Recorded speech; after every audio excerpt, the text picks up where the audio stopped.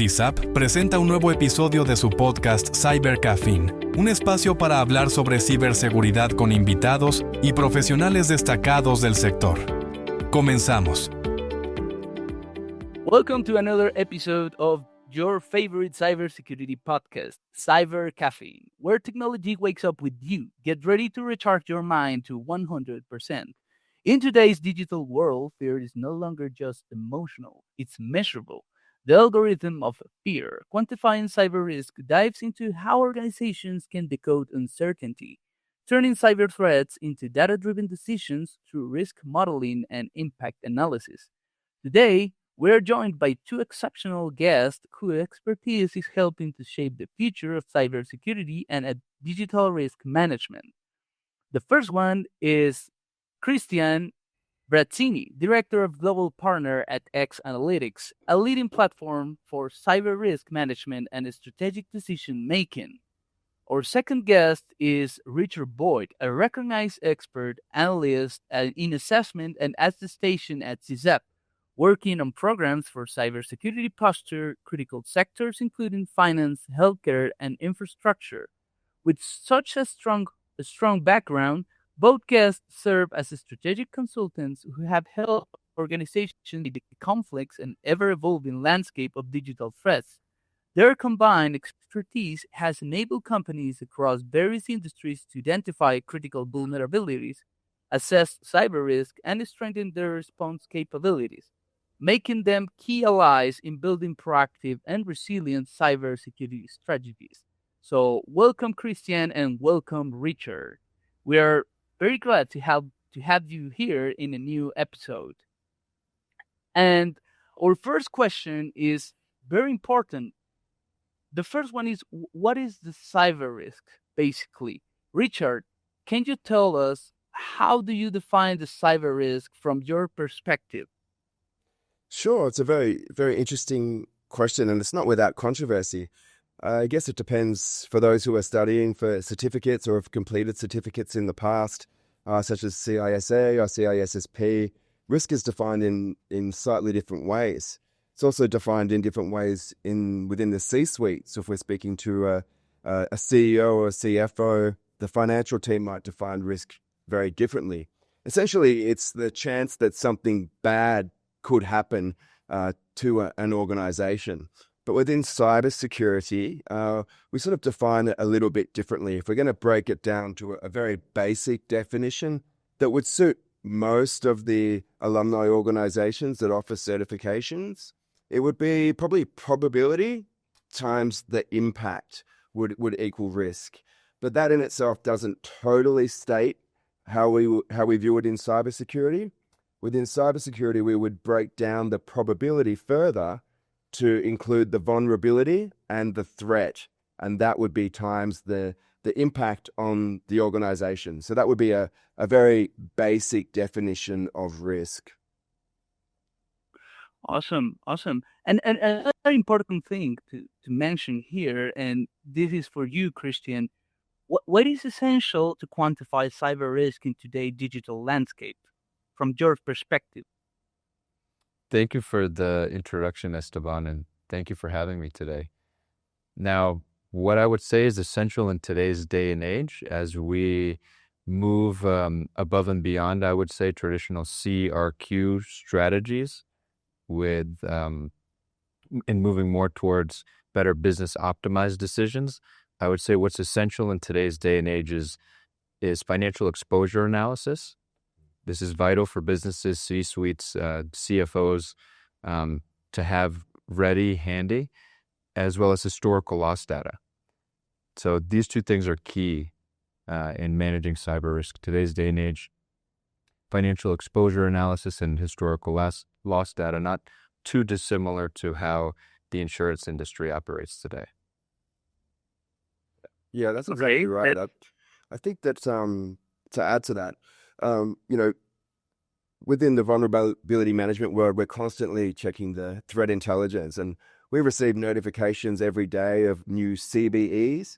And in April of this year, 2025, the CBE program was almost eradicated. It nearly lost its funding. And so the vulnerability management world will be looking for a new way to sort of analyze and discuss what are the vulnerabilities in software that are out there. Now, with organizations becoming more and more dependent on software and business operations being automated and running through the digital world, we're presented with about 80 CVEs per day. And we might not even be subject to those CVEs. Your organization might not, but some of them might be. But the point is that at 80 CVEs being added per day, if we're running things like vulnerability scans, internal, external, on a monthly or on a quarterly basis, we're already so far behind in the amount of CVEs that are being logged recently. And that doesn't include 0 days or black swan events or anything like that. And the interesting thing is that out of those 80 CVEs that are published each and every single day, with the occasional 0 day per quarter as well, is that they don't actually tell us what risk is and what risk is relevant to our business. And we talk to companies, and often when we're studying for exams and reading cybersecurity materials, it talks about risk appetite. I don't particularly like that term. I don't think any organizational leaders wake up in the morning and say, "Oh, I'm hungry for some risk," and go to the tech team or to the CISO and say, how can we take more risk? If there is anyone out there, Christian would love to speak to you. But I think that's a term that's obsolete, especially when we consider the terms in which we calculate the risk is a little bit obsolete now as well. It uses the foundations of cybersecurity, so confidentiality, integrity, and accessibility. So they're generally the three benchmarks, the three hallmarks of cybersecurity. Whereas if you're studying for a CISSP exam at the moment, you would know that 2 more have been added, and they are authentication and non-repudiation. And those 2 or 5 altogether also may not help you with quantifying which risks for your organization should be remediated, mitigated, or have compensating controls applied to them when it's appropriate to do so, and how much money you should spend in doing that. So that's the reality of the world that we live in at the moment. Okay. And based on that, Christian, for example, with all this data, how can this data be used for the organizations to leverage in analytics to support decision making?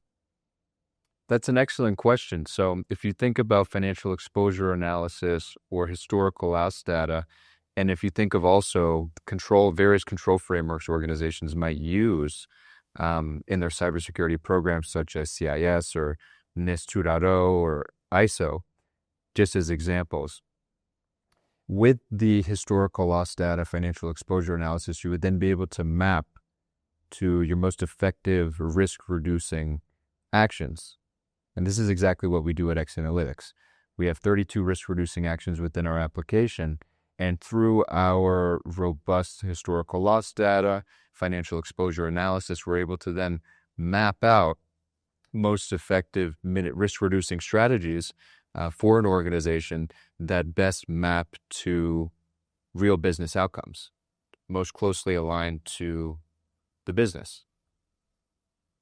Yeah, so most organizations that are not using a tool as advanced as X Analytics would probably still be doing something like a quantitative risk assessment. And that would involve a whole lot of mathematics for every single asset and every single type of risk. For example, it only pairs a risk to an asset. For example, what are the chances that your data center might flood, and how much would that cost to either replace, fix? How much should we be talking to the insurance company about this?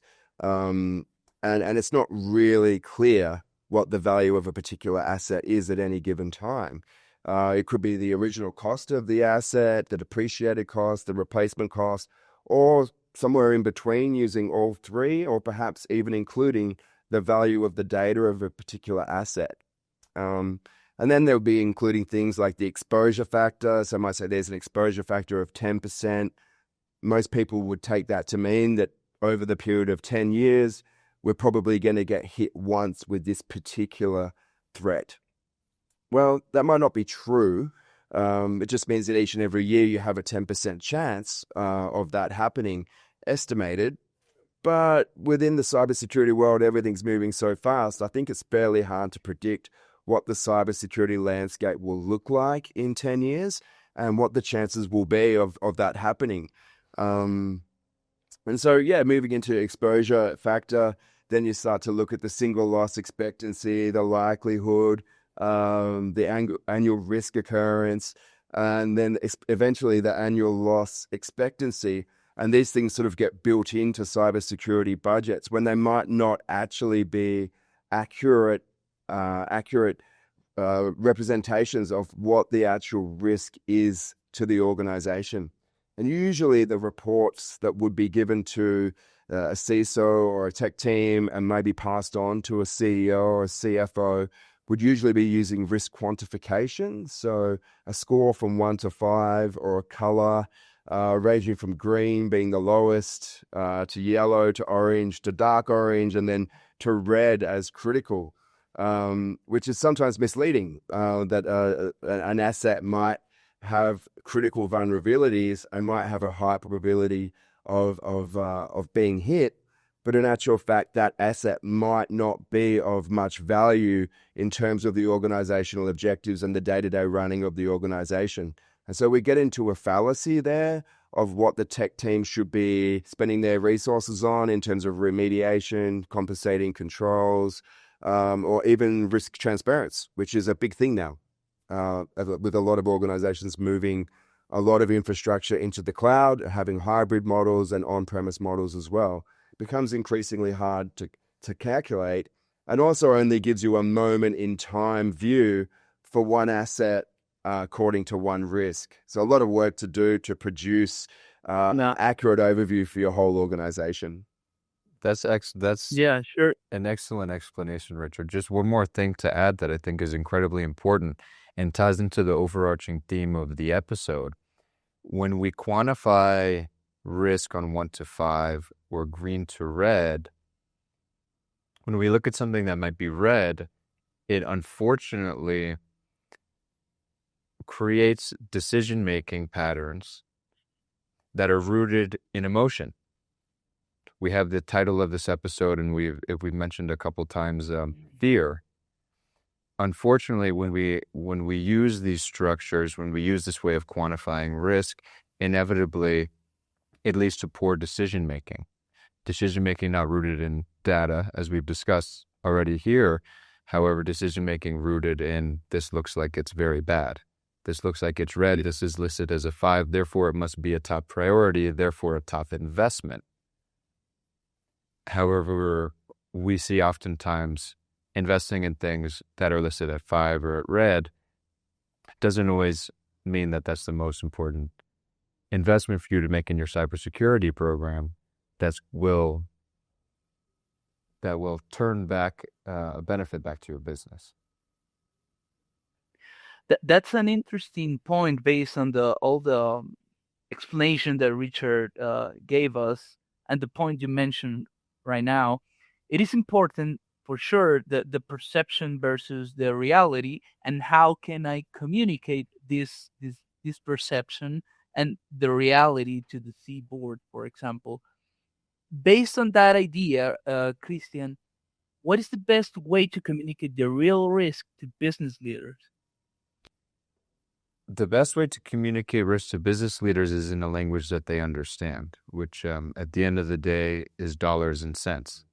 So finding a way to communicate not 1 to 5 or green to red to your C-suite or to your CFO, your risk profile or your risk condition as a business, your best practice would be to find strategies to communicate in the language that they already speak. Not try to communicate the world of cybersecurity to them and force them to understand, but rather translate the world of cybersecurity into a language that the board or your CFO, your CEO, your president will understand and does already understand. Adapt to the existing landscape. This would be the best practice, best strategy to communicate to leadership. Yeah, as a junior, I made that mistake of going into the boardroom and having everyone there spending hours making a slide deck with all these beautiful colors on it and sitting down and saying to a CEO or a CFO, you've got 5,000 critical vulnerabilities. It's just not important to them that they don't have the background, and to go into each vulnerability and clarify it would be, well, where are they? What assets are they on, and what do those assets mean to the business? And so very often we see this, unfortunately, is that organizations are becoming bloated with cybersecurity tools and over-resourced, when in actual fact, if you can actually quantify the risk in dollars and cents, some of the best cybersecurity decisions you can make for your infrastructure might be actually removing a particular tool, reconfiguring another tool. You might even be able to cut down on your resources or your outsourcing because you're able to quantify things in dollars and cents, rather than just a rubric with a whole lot of red in it that looks very, very scary. So I know that some insurance salesmen sell like that and try to sell on the if this happens, if you get hit by a bus, well, I don't walk down the street drunk holding my mobile phone and during bus hours, and it's not very likely to happen to me. So it's got to be in context of the business, and so often we see that, and so it helps organizations to make decisions for the things that they should add. And so we do see that cybersecurity should be dancing with the objectives of the business and with the business vision, with their mission statement, and what the business actually at its core does and wants to achieve.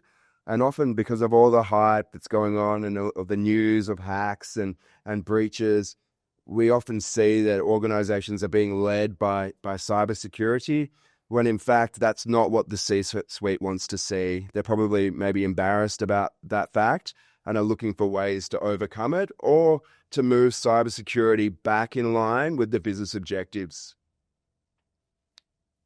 Yeah. So sometimes there is an interesting point here, because I think this last topic include all the ideas and the standards and the methodology we are talking right now in this episode. Is like sometimes the most powerful insights come from real experiences. For example, can you share a story or case where cyber risk quantification made a tangible difference for the organization, Christian, and then Richard? Absolutely. I'd like to dovetail a bit off of Richard's most recent example in perhaps eliminating some tools from a potentially bloated cybersecurity program, let's call it. As we know in the world of cybersecurity, breaches can often come through your providers, right? So yeah. So I've seen with some of our clients at X Analytics and just generally have seen this in the market, a very strong mitigating action to reducing risk at the end of the day can actually be eliminating providers that are not needed, or at the very least, having a better understanding of your risk, your real business risk as related to having those providers. Right. So that would be a great real world example, dovetailing off of Richard's explanation there. We know oftentimes we make ourselves vulnerable as organizations or as businesses. The more providers that we have, we might have a great security posture ourselves. However, our provider might not be up to our same standard. Thus, we could receive or make ourselves more likely to be breached through a provider. So therein lies a great real world example of a mitigating action that can reduce risk for your business. Yeah, we've had organizations that use X Analytics actually state that fact and actually go to that provider and say, hey, we need to talk. You guys need to lift your game, or we're going to go with someone else.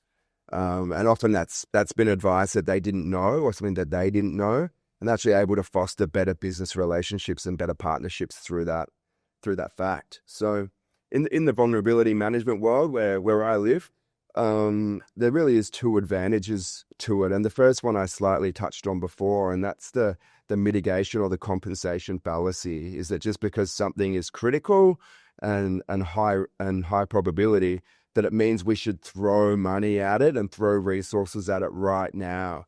The missing piece is the quantification of, well, wait a minute, how much is this asset actually worth? So that's the first thing. It really helps cybersecurity teams and systems administrators to know what activities should they be working on first and what their priorities should be.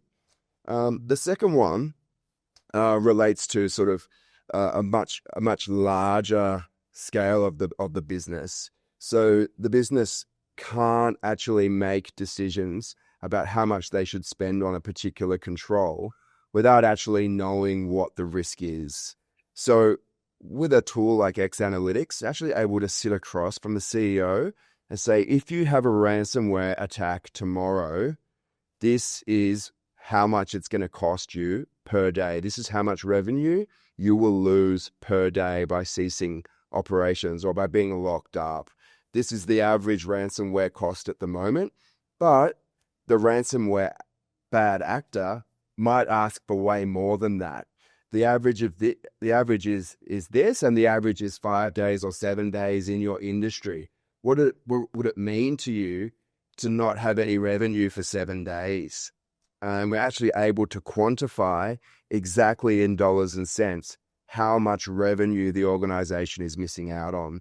And then that goes into things when you're dealing with insurance companies for cyber insurance, or if anyone's considering actually paying a ransom. I'm not recommending that you do, but what is the amount? And to be able to recover quickly is the most important thing. So to avoid paying the ransom, you need to be able to recover quickly, and to be able to quantify the urgency in that, you really do need the dollars and cents rather than green, red, orange. We're not saying that you shouldn't run vulnerability scans, you shouldn't have a vulnerability program. Absolutely, you should.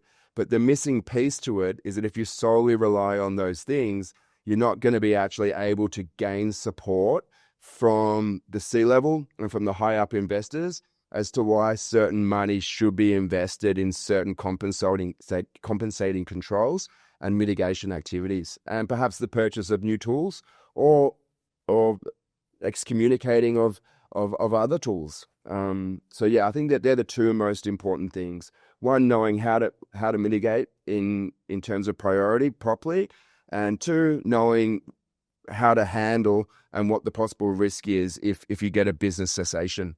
Absolutely. Organizations should use an actuarial approach. Again, honing in on financial exposure analysis, historical loss data. With this information and with the information of your business, you'll be better able to define higher mitigating actions that you can take across your program that will, at the end of the day, better buy down the risk associated with your business. So it's important to have those numbers in front of you to not only communicate what you're doing within your cybersecurity program and tie it back to the business, which is valuable in and of itself.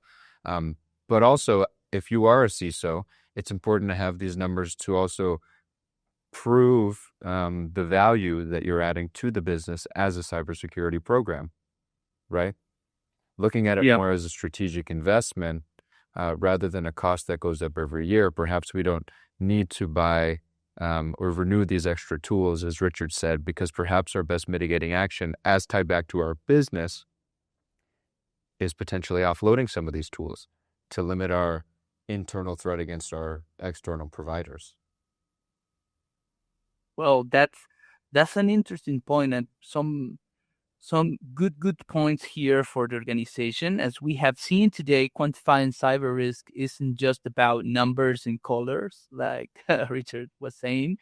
It's about to clarify, had a strategy and resilience for sure. Turning the fear into informed actions is what sets leading organizations apart. So thank you both for sharing your expertise and real-world insights. We are really glad to have you here in this episode. And to our audience, If you enjoyed this conversation, make sure to follow us for more deep dives into cybersecurity, risk, and the future of digital defense. Thank you for being here in another episode of Cyber Caffeine.